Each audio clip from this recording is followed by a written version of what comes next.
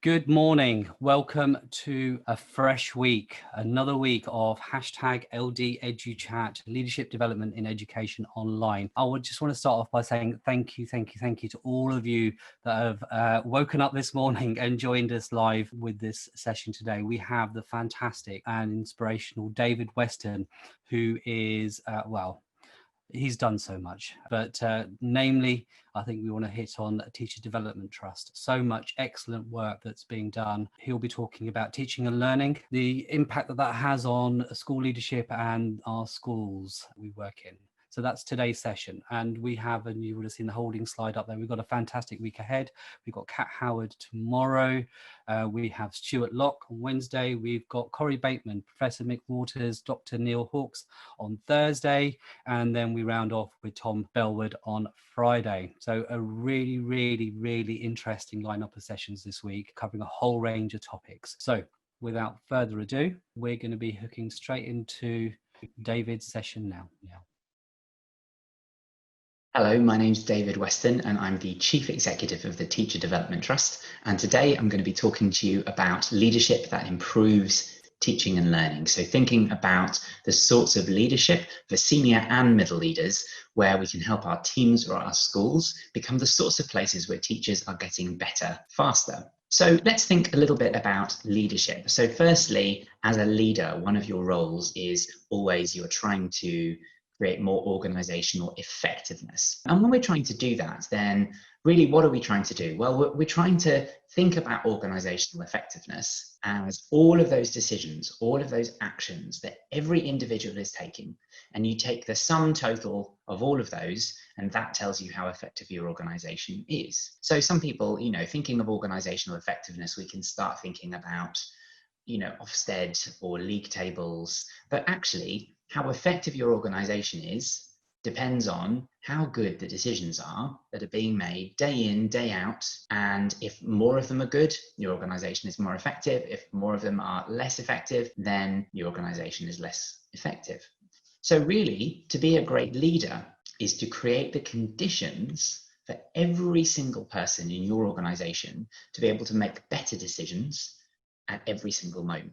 So that means as a leader, we need to think about how we are creating an environment where people understand what they need to do, which way they're going, how they fit within the team, how they can make the better decisions, and not just to keep making great decisions, but to make sure that as a leader, we're also making the space for people to keep getting better year after year. As a leader, sometimes we often think about, handing down big interventions or putting policies in place. But everything we do is just creating conditions for the decisions that people are making day in, day out. So with that in mind, let's have a look at the classic leader's dilemma. So many leaders are often faced with a particular issue, which is this: do I exert more control and still tell staff what to do? Sometimes people say, oh, that sounds like micromanagement. But you see many leaders do it all of the time. They start saying in detail, this is what you need to do. This is what your meeting must look like. This is what your parents' evening meeting needs to look like. This is what your phone call needs to look like. Your lesson needs to look like. Your marking needs to look like. They start micromanaging every single thing that's going on, checking the records. Have you done it? If not, I'm going to make you do it, and really tell you what to do at all stages. But the problem is we all know that risks bureaucracy, where you are just following those rules. Doesn't matter if it actually feels appropriate at the time. You're really inflexible. You're filling in forms. You're spending loads of time reporting back what you're doing, but also sometimes something happens to you which is just really non-standard, which was a situation that hadn't been envisaged when these standard rules and decisions were made. And you think, well, I'm not allowed to change to flex to this situation. And then you get, as a result of that, you get staff who are apathetic and say, well, what's the point in me thinking? I just have to follow what I'm doing. They feel demotivated and ultimately quite resistant, because no one really likes just being told you have to do it this way, no matter what. It's one of the leaders' dilemmas is, I really want to control things. I really want to get people improving, but sometimes the more control, then the worse I make things. So on the other hand, you then say to yourself, well, maybe I need to have less control. just give people loads more autonomy. But then, of course, people feel very anxious and said, well, then I'm not going to have any control. I'm risking no one making progress, and I'm risking loads of people doing different things that doesn't actually move us forward. I'm risking chaos. There's a reason political slogans talk about taking back control. We like a sense of having control over what's going on. But this is the leader's dilemma. In many situations, it seems as though we can either micromanage or leave total autonomy in chaos. But of course, that's not the case. If we go back to what I said before, which is we're creating the conditions for people to make great decisions day in, day out, no matter what situation they come to, what situation they encounter, then actually the solution here is we need to give every single person the capacity, the capability, the understanding to be able to deal with whatever they face, the clarity about what it is they're trying to achieve, how it fits in with the rest of the team, what contribution they're making to the overall solution and what contribution other people are making, what's their responsibility and what's other people's responsibility, and also the energy, the inspiration, the enthusiasm, the curiosity, the drive, the buzz, so that people really are engaged and confident and motivated. And once people have all of those different things, at that stage, we can give people a lot of freedom to make decisions to the best of their capability with all of the clarity they've got and with all of the energy they've got, on the basis that then we're going to get a lot more alignment within this new shared understanding. So with that in mind, we can then think about how we improve teaching and learning. And first of all, I want to reflect on a study which was a summary of research which looked mainly at teacher retention. And it said, what are the sorts of schools where the best teachers are likely to stay?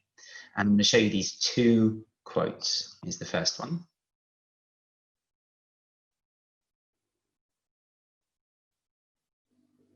And here's the second one.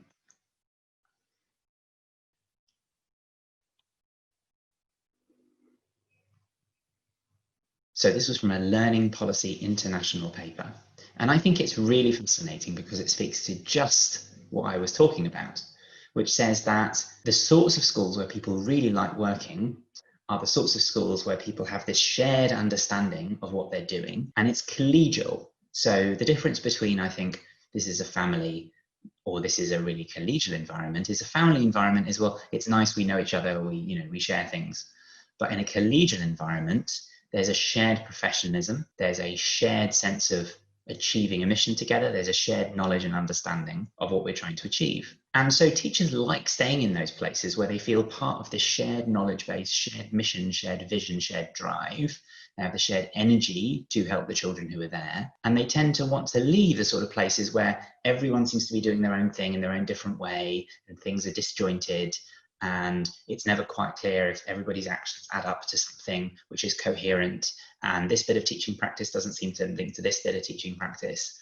It's very hard to collaborate in those environments. So Kinney and Podolsky, this was a summary of some of the other research that they looked at, but I think this idea of creating this collegial culture where there's this shared knowledge and practice, and of course to have shared knowledge and practice, we can't impose that on people. I can't just sort of open up everybody's heads in my team and pour in the knowledge and force them to do a certain type of practice. I have to grow that. So we can then go on and say, well, what are the sorts of environments where teachers are more likely to grow and improve based on this kind of collegial culture?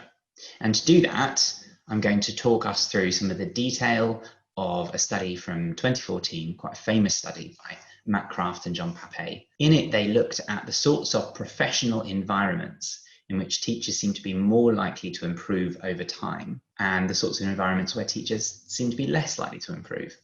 So first of all, let's just pick out, if we imagine here's a line, and you've lined up all of the schools in their study. They looked at loads of schools in North Carolina. And let's say at this end was the school where the teachers were most negative about that working environment. This was through surveys. And they were really negative about the working environment, and they basically were all on average answering the questions really negatively, and there were loads of things they didn't like. And then as we go all the way up to here, right up at this end, we've got the school in which teachers were the most positive. They were, on average, their scores were the highest on this survey. They really loved the professional working environment. So we've got this spread from sort of 0 to 100%, right? Now, if I go to about here, which is about 25% of the way along, so this wasn't the worst school, but it was really solid bottom half. What Crafton Pompey then looked at was, well, what happens to teachers in that school over time? What they found was, on average, teachers seem to improve their impact.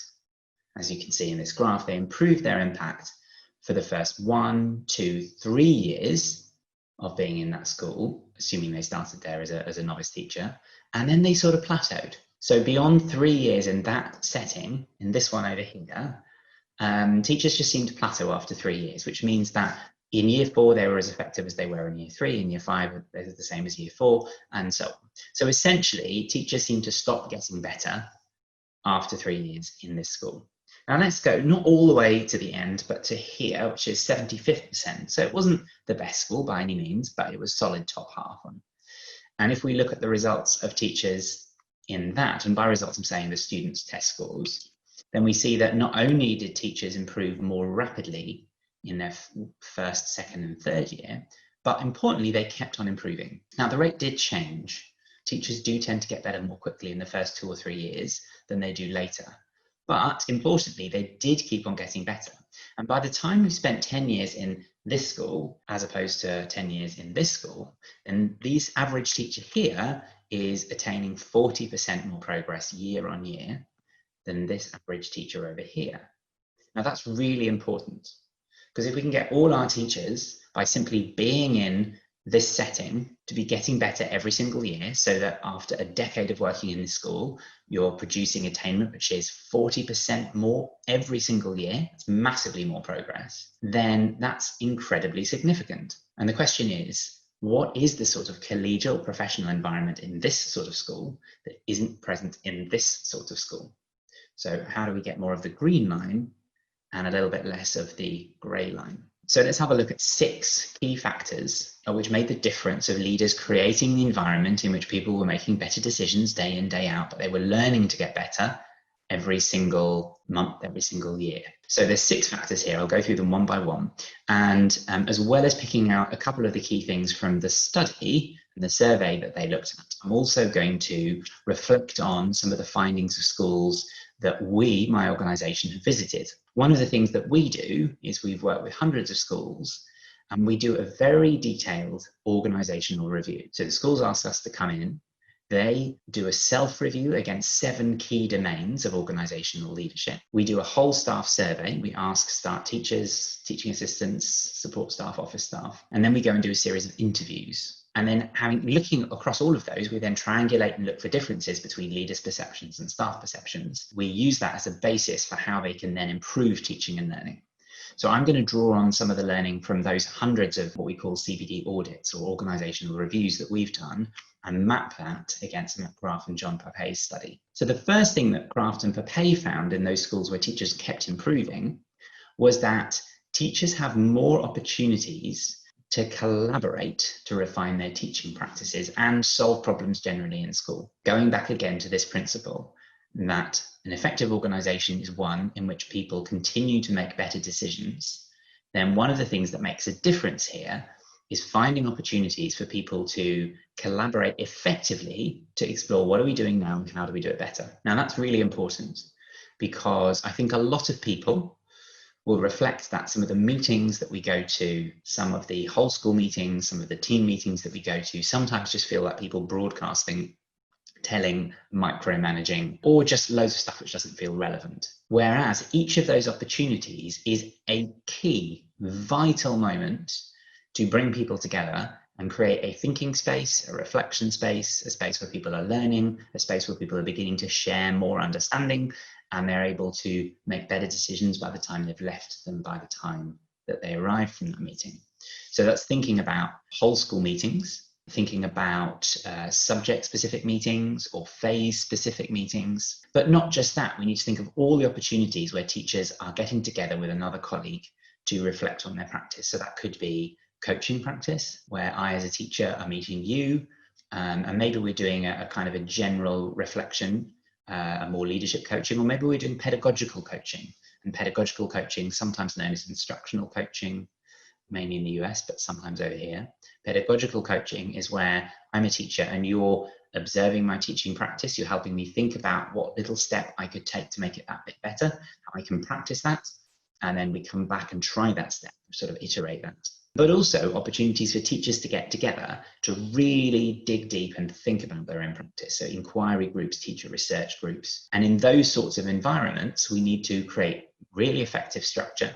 And we need to ensure that people are looking at the most important parts of their pedagogy and they're learning to deepen their understanding and gain genuine expertise so that whatever they're faced with, that inquiry and research project will really help them make better decisions day in, day out so that the organisation becomes more effective. So collaboration is the first of the 6 factors, which makes a really big difference between schools where teachers don't improve and schools where teachers do improve. The next thing is about leadership.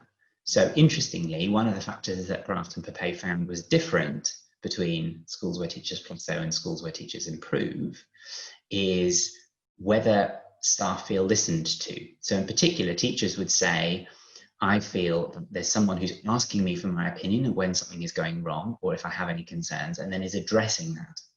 Now that's very important because as a leader, you're only ever getting a tiny slice of the reality of what's going in your school. You can't be in all the classrooms all the time. You can't be in every meeting. You can't work with every pupil.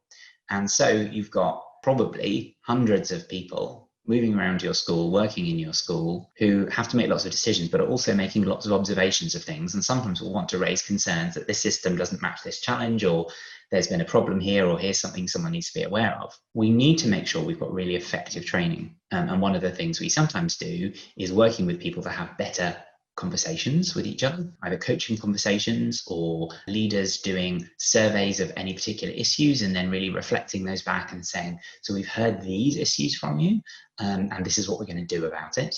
Or potentially doing small working groups where they get a bunch of people together and ask them all to go and ask their colleagues, what are the challenges that you're seeing? What do we need to improve? And then bringing that together and then again, broadcasting it to people so people feel heard and listened to.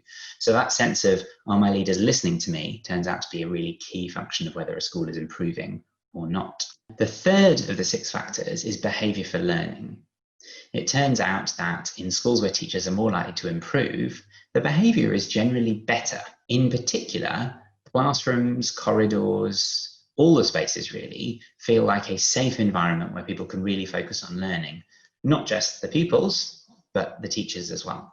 So teachers or teaching assistants, if you're going into a classroom, technicians, if you're going into a classroom, you need to not feel anxious that, someone's going to be shouting out or disrupting, or that there's going to be other behaviour issues, because that means you'll be on your guard for those rather than focusing on, right, here's a new approach, here's what I'm trying to do better, and reflecting on improving your own practice. So in order to do that, in the schools where that tends to work, teachers tend to report that they feel really supported by school leaders, not sort of blamed and said, well, your behaviour is not good enough, you need to follow it up. They tend to have, whole school systems and school leaders who are really ready to step in and support with behaviour. There'll be potentially more coaching, more research into understanding the causes of behaviour issues, more time spent supporting people in the routines needed to kind of establish great behaviour, and a lot more of people having each other's back.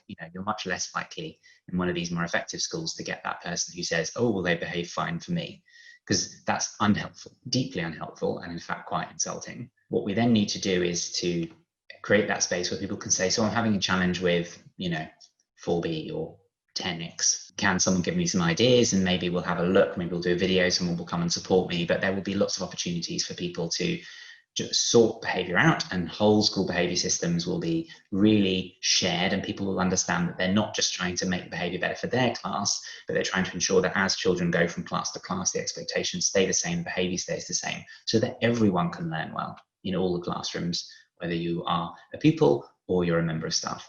The 4th factor is professional development.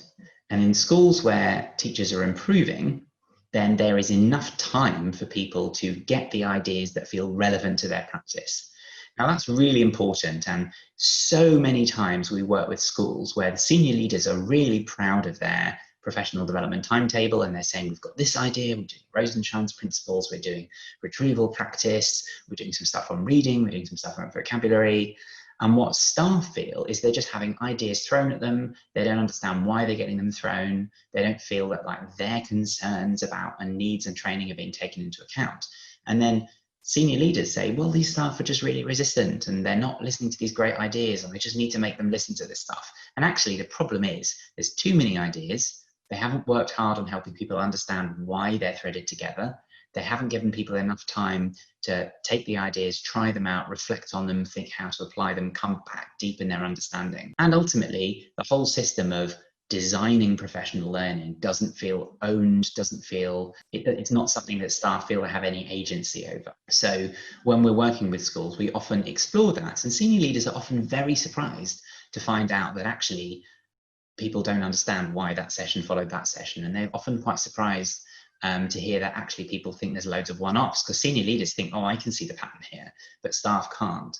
And also senior leaders are sometimes surprised that actually they haven't gone and asked staff in a systematic way, what professional development do you think you need? And they're often very happily surprised that when they go through that process and everyone's asked, what are your needs? It's not that everyone's needs will always be 100% met each year, but people feel heard, and they can see how the design of the following year's professional development leaves space for their needs and their team's needs and their school's needs as well. And sometimes that requires changing meeting timetables or changing PPE time, or in some places closing the school earlier on one day so that everyone can stay on for a staff meeting, and creating regular time where people can hear ideas, work with each other, collaborate, think, plan, and that creates that regular rhythm of people being able to think about ideas, apply ideas, and learn with and from each other. The fifth thing is around this collegial atmosphere, so collegial culture, mutual trust, respect, openness. And that's really important. It's easy to say, but hard to do. It requires people to have confidence that they can raise issues with each other, they can have honest conversations. It requires a lot of discussion about how people feel that they are trying to reach these shared goals for what they want their pupils to achieve. Lots of discussion about what great looks like, how people get there, how their different areas and different bits of teaching fit together. And that's collegial sense of this is how we are developing to do things here, and we've all created it together and we have this vision together. That's really important, that culture that people feel listened to and it's open and there's this shared understanding. And then finally, systems where people are being appraised, how their performance is being judged, and the feedback that they get needs to feel really relevant to their practice, really meaningful. So if I'm a teacher and you come into my classroom, if we're doing that dreadful thing, if you come in once a year, you try and make some vague judgment and then you tell me that my pay is based on that, that doesn't feel meaningful, doesn't feel helpful. Whereas if I feel actually mainly you are regularly in my classroom and I'm really pleased when you step in and say, oh, I'm working on this, or actually give me some reflections on how this is working, and you're there to support my problem solving, you're there to support my thinking, you're there to support my reflection. My line manager meetings, which in effective schools happen a lot more regularly, people have much more regular check-ins and moments just to step back and think where they are and how they're doing. That feels very developmental and supportive. So those are the key factors, and ultimately every time people go to conferences or every time people go to training sessions, then we can think of it with this lovely food analogy, that any of these sessions are not by themselves good professional development, because that's like saying going shopping is a good meal. The meal comes from what you do with it. And that's true of sessions like today. It's true of any of the online sessions or any of the online training that you do. It's not what you listen to, it's what you do with it, how you apply it, how you turn it into new habits and new processes and new understanding that change the decisions you make day in and day out. So when we're designing professional learning for people, when we're designing leadership for people, it's not enough just delivering ideas and policies and processes. We need to ensure that this is something that actually affects the way that people make decisions. So briefly, the way that we sort of tend to work with schools to do that is to help them say, well, what's standing in the way of better teaching and learning? How well are my systems leading together? Are we appraising all the needs, and are we commissioning the right professional learning? How do we change the timetables, improve the meeting structures so that people can learn to make these better decisions day in, day out, and train the senior leaders to create the conditions for that? And not only senior leaders, but the middle leaders who glue the whole system together and take the big ideas and make them contextualized for phases or for subjects. And then ultimately, we need to improve the evaluation of what we do, train coaches, and create collaborative teacher research processes so that people are constantly deepening their understanding and learning to make better decisions day in and day out. I'd love it if you could go and fill in this survey. That's bit.ly/TDTCLT. It's bit.ly/tdtclt. What I'm going to do is then have a look at what you've looked at in that. I'll reflect on it when we go to the live session in a moment, and as well as answering some of your questions in there as well. So bit.ly/tdtclt. If you fill in that survey, that gives us a bit of a sense of how you feel about those 6 factors, which we can discuss, and then I can come to some of your questions. So I hope that's been helpful. Just a tiny few ideas. If you're interested, you can buy a copy of the book that I wrote with my colleague Bridget Clay called Unleashing Great Teaching. Or if you want to find more about the Teacher Development Trust, then you can go to our website, just Google Teacher Development Trust, or go to tdtrust.org. Thank you very much for listening. I'm really looking forward to your questions. Do make sure you fill in the survey, bit.ly/tdtclt, and I'm looking forward to the next section. Thank you so much.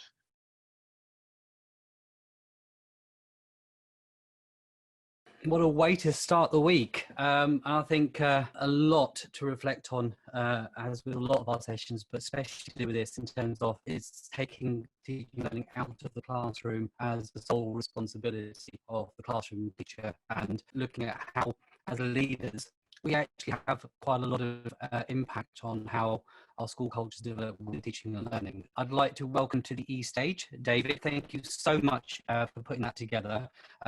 Fascinating as always. Quite a few questions already coming up, so welcome. Thank you very much. A pleasure to be here. Where would you like to start? I think we'll jump straight into some of the questions, I think. Yeah, absolutely. And I mean, some really interesting questions. And in fact, I answered one, and then I was thinking, actually, I could have very easily talked about that live as well. Yeah, we can go back to those. We can go back to those as well. If you want to I might well do.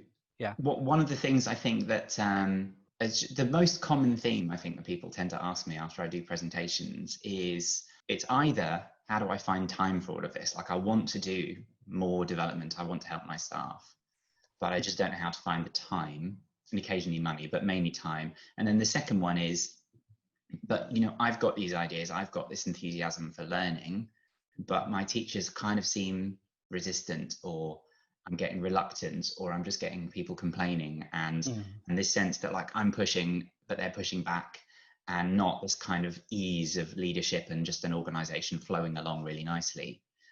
And you know, I think that comes through in some of the questions. So I think maybe if I start with Sophie's question. Yep. So this is really interesting. So this is, I think, is a perfect example of this. So thank you very much, Sophie. Sophie says, we've got a Centre for Innovation. So, you know, that sounds very exciting. Senior leaders have obviously spent some time putting some effort into creating things. But it feels like only sort of a few people want to use it, and lots of people don't want to attend the meetings, and they're feeling slightly lectured at even with all of that. You know, I've been asked, but I feel uncomfortable, and so on. And I think that's really interesting. And in fact, you know, you see that at some of the wealthiest schools and even independent schools, and they can have these incredible, massive research centres, but the common factor is still, yeah, but not everyone is involved. So that's a really interesting question. So what do we do about that? Well, I think the very first thing is we need to spend more time talking to colleagues and listening to colleagues. And it's that second factor, people feeling listened to. It's actually sort of factors 2 and 5, really. So there's something about beginning by saying to people, what do you feel about professional learning? What do you feel about the way that we improve practice here? And then listening to what people say potentially about, well, either stuff doesn't feel relevant, or there's too much of it, or something. And I think it's worth thinking who's going to ask that question. You know, if the head teacher sits everybody down and says, right, what's wrong? Then not everyone's necessarily going to answer. Incidentally, if they all do answer really honestly, then you've got an amazing culture. But pick the right person, maybe pick someone from outside school, or someone, you know, somebody else.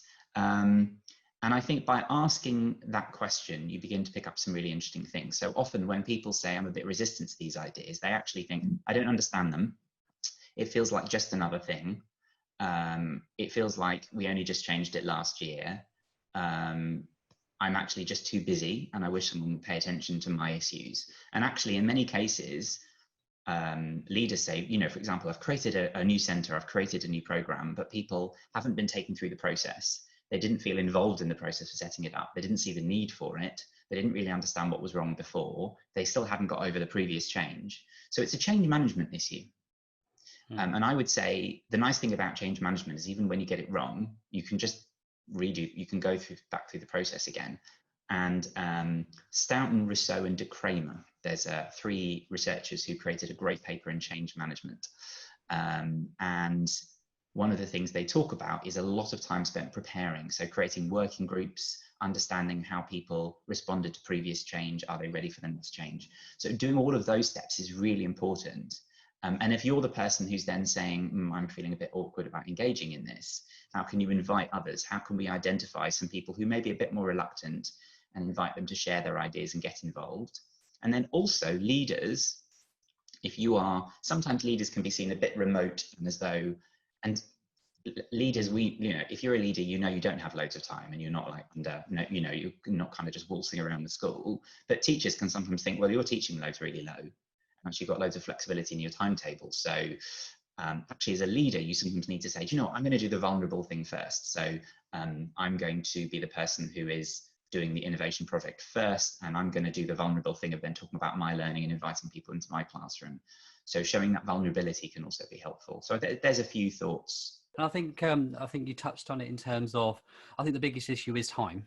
And if I link that to what you said about it, professional development is like, I think you said is saying that a shopping trip makes a good meal. And I think sometimes as leaders or as school cultures, we think if we deliver enough professional learning by osmosis, those good practices and those protocols that we want the schools to follow will automatically embed.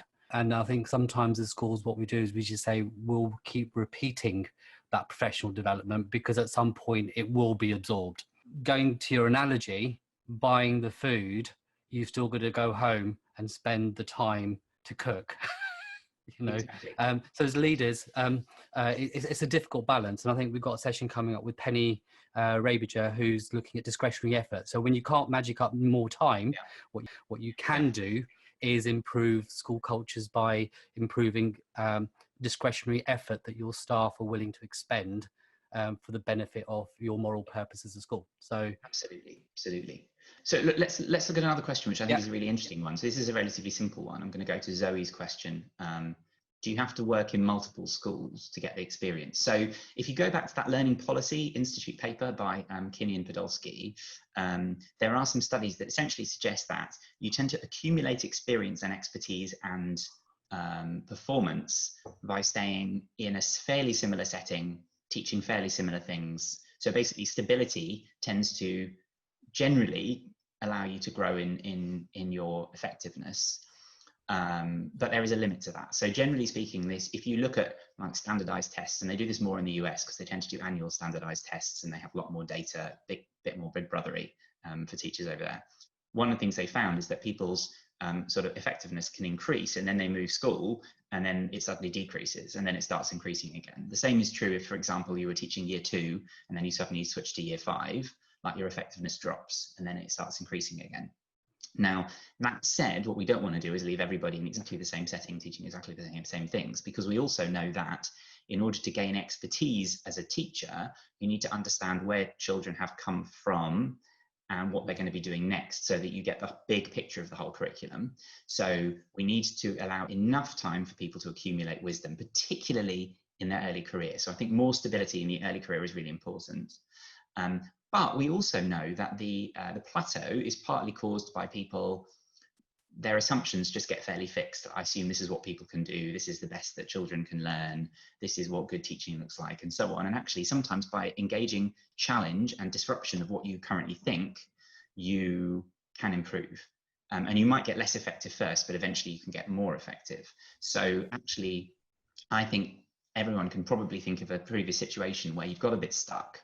And actually, it was only when you encountered a really big challenge or a really big change that suddenly you went, okay, wow, I learned a lot about myself through that process. So Zoe, it's kind of not really a simple question. I would say, firstly, I think in early career, I really think we need more stability for early career teachers, so that for the first few years, they're ideally in the same supportive school, teaching fairly similar classes, so that actually once they've mastered the content, then it's actually really getting on top of the pedagogical practice and honing and refining. And at that stage, you can then begin to start varying the topics and contents and year groups. So I know that's not possible in every school, but if we can aim for that, that's probably better. Hopefully that one's useful. I mean, that consolidation time in the early years is absolutely vital to embed these new skills that you're learning. I suppose it's the same analogy when we look at students in terms of their early periods of learning. It's really important to instill good practices there and give them time to embed them. So in the same way within the profession, you know, we need to give that time over as well. Where do you want to jump to next? Just really, so Fahim's question about what are the external factors that influence the teacher's teaching behaviour in the same setting. So obviously we've had a look a little bit at sort of the Crafton and Pompey factors. I think, so it's very complicated because there's no like one magical factor that makes a teacher better or not. I did a research at home talk where I looked at what creates teacher expertise. And we know, for example, that a novice teacher, if I'm completely new to teaching an area and new to teaching and I've never taught these children before, then what I tend to do is only see fairly superficial features of the curriculum. I say, oh, that's the key thing. And, oh, you know, if these are children I've never taught before, I don't recognize the patterns of behavior and I can't kind of say, oh, over there, I reckon in 2 minutes time, there's going to be misbehavior. Where an expert teacher is really good at spotting patterns, predicting what's going to happen next because they've seen so many different classrooms. They're really aware of how the fundamental misconceptions and understanding builds within topics and how that it's been built previously and how it needs to be building a foundation for the future. Whereas a novice teacher might just say, I'm kind of on page 73 today, I kind of need to teach that thing and hope that that gets taught. So some of the factors of this level of expertise, and we only do that over time by talking to colleagues, by looking at lots of lessons, by looking at our own lessons, by teaching different year groups and so on. So it is difficult, basically, expertise accumulates. But we also know generally for working well in school, you know, you need to have good relational trust with other colleagues. You need to feel that you are trusted and supported. Your levels of stress need to be managed at the right level. So you shouldn't feel as though you are constantly out of control, as though you're overburdened, as though you can't manage. And we need to feel that the level of challenge and the level of our own resource and competency and support can meet that. That's going to make a difference. I also think there's something which I think is often missed in schools, which is I think everybody now knows that if you have a teacher with low expectations, their pupils often don't do very well. And I think a lot of people have heard of that study where they took a large number of teachers and kind of completely based on nothing at all, just at random, every teacher was told that half of their class was low potential and half of their class was high potential based on some mystery secret test. And it was all made up. But interestingly, at the end of that year, all of the children who'd made up the idea that they were high potential did better, and all the ones we pretended were low potential did worse. And actually, we can see that people either rise to their teachers' expectations or lower to them. Clearly, the same is going to be true of leaders. And I'm occasionally astonished by leaders who tell me, look, my default, I remember speaking to a head teacher once who said, look, my default position is, I don't trust you, I don't think you're any good, until you prove to me that you are. And that leader was wondering why so many people were like low morale, weren't doing well. And if I just assume that you as a colleague are never going to be a good teacher and you're never going to do well, no matter what I tweak my words to say, it will be very clear in my body language, the way I say things, the way I act to you. And that's not to say you need to be naive and say every teacher will be wonderful, you know, but you need to say, look, I think you could be great. Maybe you're not yet, but you know, that's fine. You could be great. And here's the things you could be doing in the future. And here's how I'm going to help you meet that. By the way, you know, we only have a certain amount of time in which we need you to get there. And if it doesn't work here, maybe we try another school. You know, maybe there's somewhere else that you need to work, but be careful about HR there, everybody. Just, but I do think that we need to show to our colleagues that I believe you can get better than you are now. Yeah. And if you, in your heart of hearts, look at that colleague and say, well, they're not that great, it will show. So you need to kind of examine your own views on that as well. Absolutely. So where do you want to jump to next? Well, what I thought I'd quickly do is actually just show some of the results of this survey. If that's Oh, okay. yeah, Quite brilliant. interesting. Yeah. So I'll just quickly share my screen. Okay, so so we've got, well, firstly, it's very interesting. We've got a mix of people. We've got teachers and middle leaders and school leaders who've kind of been going and answering this. So how effective is my school? Very interesting in terms of these 6 factors. So if it's the orange one, people think they're doing well. If it's the blue one, they think they're doing less well. So generally speaking, this one here, quality of behaviour management and support, people are probably more positive about that because there's more of the excellings and doing okays, which is interesting, that sense that I can go into my classroom and feel safe and secure. And similarly, the relevant evidence-informed professional development, people feel that's generally better. Where we see maybe less positivity is staff collaboration and pedagogy. I think that's very interesting. So people are broadly a bit less confident about that. And they're broadly a bit less confident about that trusted developmental non-bureaucratic performance management, which massive issue. We're running an event on it later this year, and it just, it's such a big challenge. In terms of improvement priorities, you see real variation in this, and the areas of perhaps, I wonder why, curriculum schemes and materials is where everybody is saying this is a massive priority for me right now. And this is very interesting because actually when developing curriculum schemes and materials, you can do this in a really positive, engaging way for staff, and you can do it in a really negative and non-engaging way. And when it's done really well, staff are given lots of time to come together, discuss what they currently teach, how they can teach it better, time to engage with the principals, and they try and do it as collaboratively as possible. Where it doesn't work well is basically everyone kind of said, Ofsted need this, 5 minutes, everyone go away and write a thing and come back and we'll glue it together. And that's not effective practice. And even though everyone goes, no, that's great because everyone's going and doing a thing and we come back, you need that time to kind of get that collegial shared knowledge about what you're doing. It might be a little slower, but ultimately you'll move a lot faster as a result. Improving teaching quality is a really interesting one because pretty much everyone now acknowledges that I don't measure teaching quality because I don't really do graded lesson observations, but I know the quality isn't high enough. It needs to be better. And actually, too often, I think that what people mean is when I go into classrooms, I want it to look better, and I want the GCSE results and the Key Stage 2 results and the Key Stage 1 results and everything. I want them to go up. And then people assume those are the most important factors, whereas actually teacher expertise and teacher effectiveness is often built on what people understand, what they see, what they perceive, what they believe. So that's very interesting. In terms of lower priorities, implementing coaching, fewer people are saying actually coaching is not necessarily a priority, which I would sort of say, well, actually, in order to get to some of the other things, if you want to improve teaching, you probably need to implement coaching.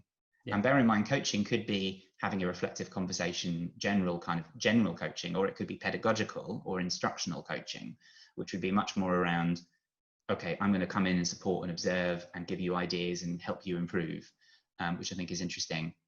Leadership and succession planning is lower than I suspected it might be. Teacher subject knowledge, then one of the higher ones, and people often struggle and say, well, so I remember speaking to a really effective head teacher who said, I can do the pedagogical coaching, I can get my teachers to be better, but I don't know how to get them better at subject knowledge.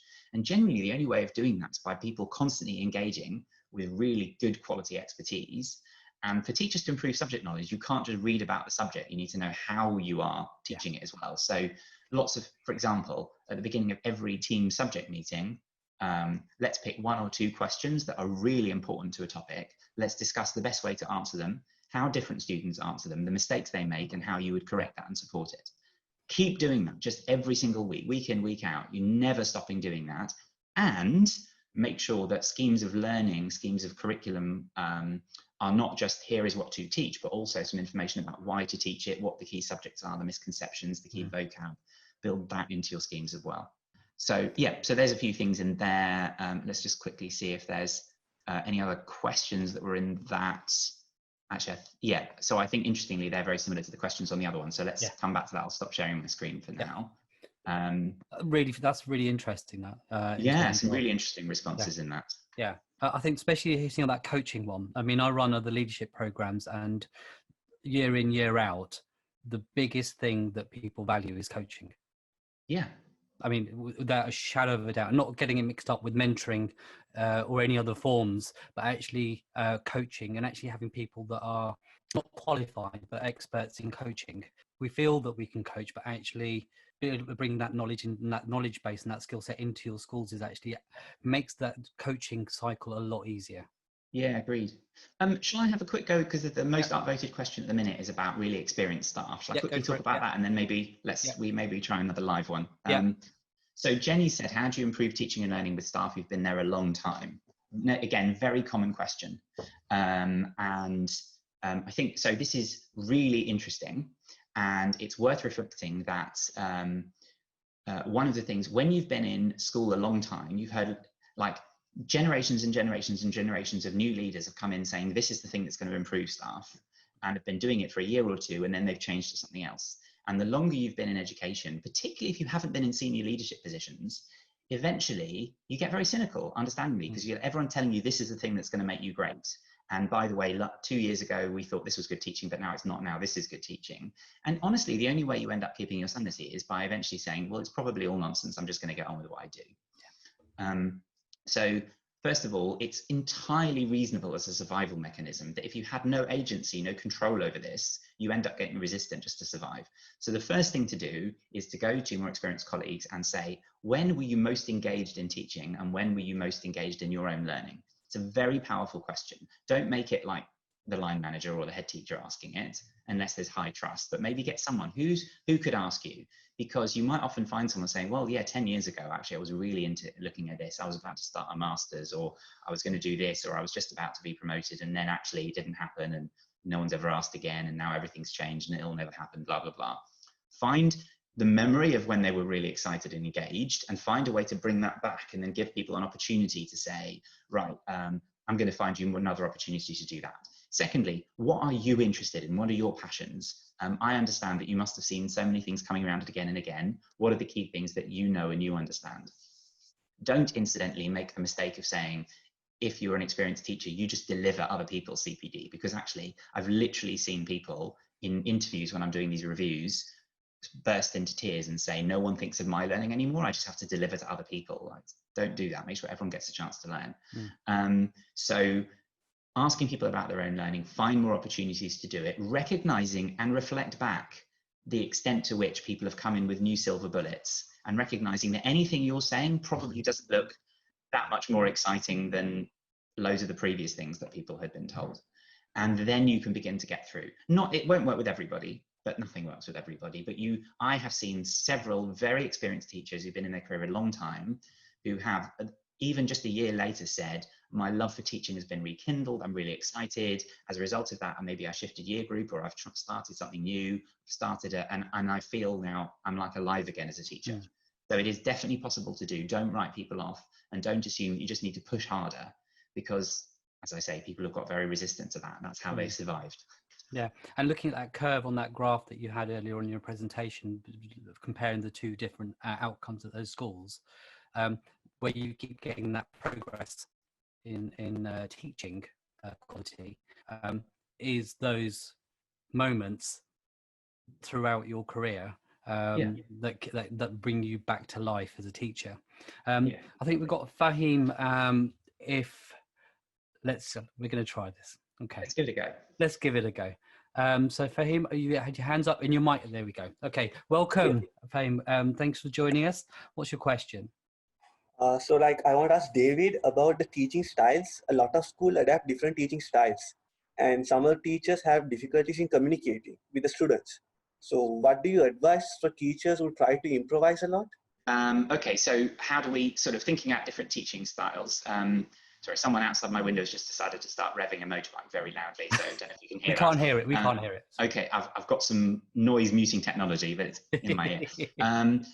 Okay, so I think then your question is mainly about what do we do about different teachers with different teaching styles, and how do we help them to communicate better? So I think, first of all, this is really interesting, because I think you don't assume that every teacher's lesson should look the same as every other lesson.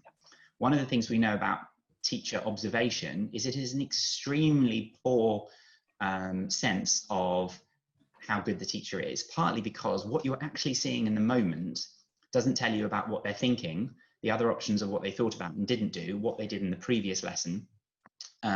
So what we don't need to do to kind of get everybody's teaching style to be better is to try and make it look the same. And I've seen lots of very well-intentioned leaders saying, we need more consistency. Therefore, I want, every lesson should start with 10 minutes of this and then 20 minutes of that and then do this. And actually, all you're doing is removing people's ability to adapt using their expertise to the current situation. So we don't want to do that. What we do want to do is help everybody think as deeply about the subject, understand the same shared sets of tools and approaches, share really rich sets of curriculum materials, but also get the same level of perception of the classroom. And one of the things I think we can definitely do is take video recordings of classrooms, for example, and get expert teachers to talk through what they're seeing. So I'm seeing this, and the teacher themselves to say, I noticed this, and then I did this. And in my planning, I had hoped this would happen, but this happened. And get everybody thinking about all the depth of complexity about what's being seen, what's being done, and so on. And that is the way that we build high quality and shared great practice, and not, I want to see every teacher do this. And at this time, you need to be doing this moment. So I just think, in terms of styles, think depth of understanding, perception, expertise. And as I said, I say more on this in my Research at Home talk if you want to see more. Yeah. Does that level of prescription change based on experience rather than style? So if you've got somebody early on in their career, as opposed to somebody who's quite experienced. So, I would sort of say it this way. When someone is early on in their career, we need to do two things. Number one, ideally, we find classes who might be a little easier to teach. I think one of the terrible mistakes people often make in this country is saying, oh, well, that class is really tough, so just like give them anyone because no one's going to do very well anyway.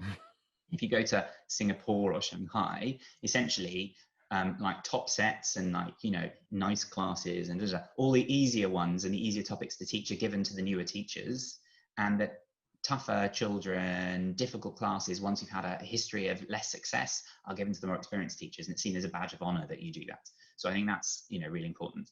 The second thing is, if I'm a completely new teacher, if I can't plan everything from scratch, I still remember in my PGC being told, plan all your lessons from scratch and can't do that. Just give me some fairly standard things, maybe help me tweak a couple of things, give me fairly standard materials, so that I can at least then use my thinking time rather than just invent from scratch because I don't have a good library of ideas.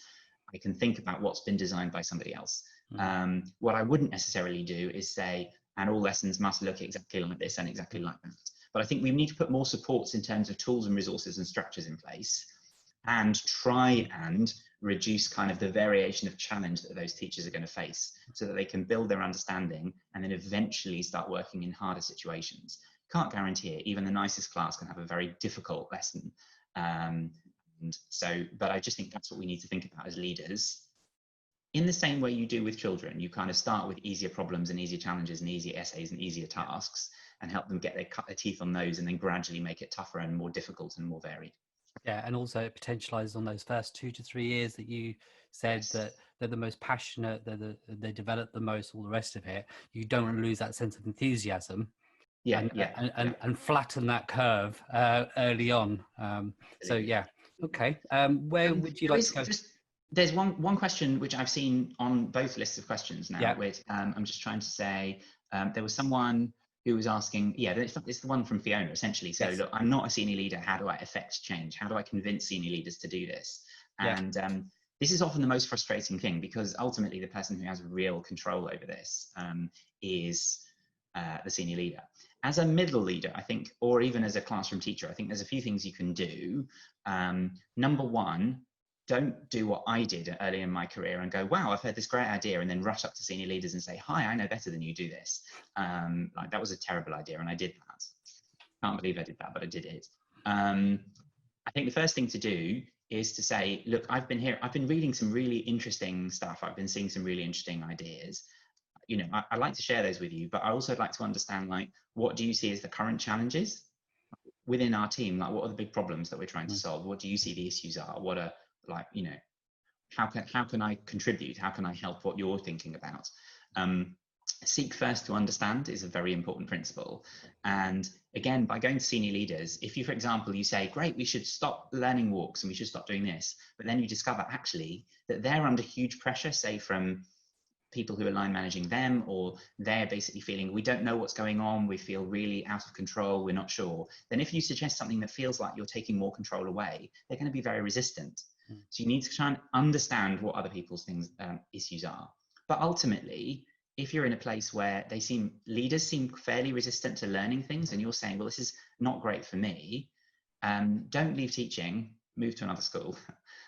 I would say that you can only do so much to try and invite your leaders to kind of involve in things. Teach yourself, learn as much as you can, but ultimately find somewhere that's maybe more supportive. I think Vic Goddard came to the same conclusion. We were talking about difficult conversations up the chain, and it does get to a point where you have to do that. I think we've got time for one very quick question, and then I think we can wrap up.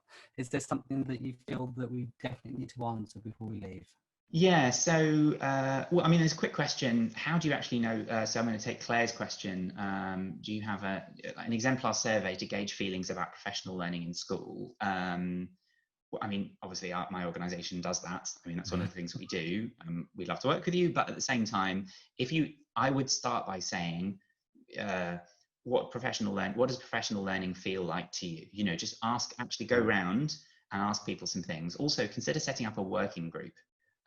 Where you get teaching assistants and office staff and less experienced teachers and more experienced teachers who aren't leaders and teachers who are leaders, and get them together and say, right, I'd like everyone to go off and have, say, 3 conversations. What are the questions we need to know to find out?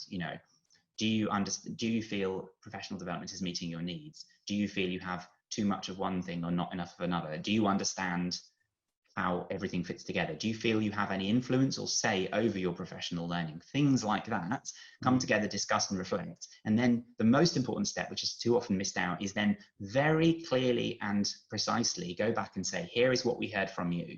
Is there anything else? Isn't it right? And then let people add any other comments, and then say, okay, so I think this is hopefully a summary of what you think. Here is what we're going to do. And then do it and reflect back and show how your steps related to what people thought. Okay, I think we are now at the end of our session. It would be really, really good, David. I know that you're extremely active on Twitter. Anything that you've discussed today that you can remember, if you can tweet links out, stuff to Teacher Development Trust, surveys, etc., anything that you want our attendees to have or take part in or anything like that, feel free. Just use the hashtag just so that we can find you and share it as well. So thank you, David, for your time today. Really valued your time today, and really appreciate the effort that you've put into actually hosting the session for us today as well. So thank you, David. Thank you so much for having me. It's been a real pleasure, and I look forward to trying to answer more people's questions. Tweet at me and let's start a conversation. Brilliant. Thank you so much. Right. That's another session. Our first session of the week. Twitter, we've got at Chiltern TSA. Make sure you follow us. David will be on there with Adrian, and Sufyan's on there as well, unleashing me. Join in the conversation. Don't forget, these sessions are only valuable when you engage and you collaborate and you share your thoughts. Together is actually how we make our profession better and where we want it to be. And little plea, just need another 18 of you to click that subscribe button. I really want to get to 1,000. I know that's really, really bad of me, but I really want to have 1,000 followers by the end of today, subscribers, sorry, on our YouTube channel. That would be absolutely brilliant in the space of 3 weeks. So Twitter, YouTube, go over there, share your links with everybody as well. Make sure your colleagues that are not able to attend, that they get to see what we're actually doing here, and also get to benefit from all these wonderful speakers that we have over the next 3 months, over the next 2 months now. Where are we today? So tomorrow we've got Kat Howard. On Wednesday we have got Stuart Locke. On Thursday, we have Corrie Bateman bringing alongside her Professor Mick Waters and Dr. Neil Hawkes, looking at value-based leadership and value-based learning. And then on Friday, we've got Tom Bellwood looking at how do you become an outstanding head of year. That's the week we have for you. We look forward to seeing you joining us in the next session. This is me, Arv Cowshall, signing off for another session of #LDeduchat, Leadership Development and Education online, and we look forward to seeing you soon. Thank you.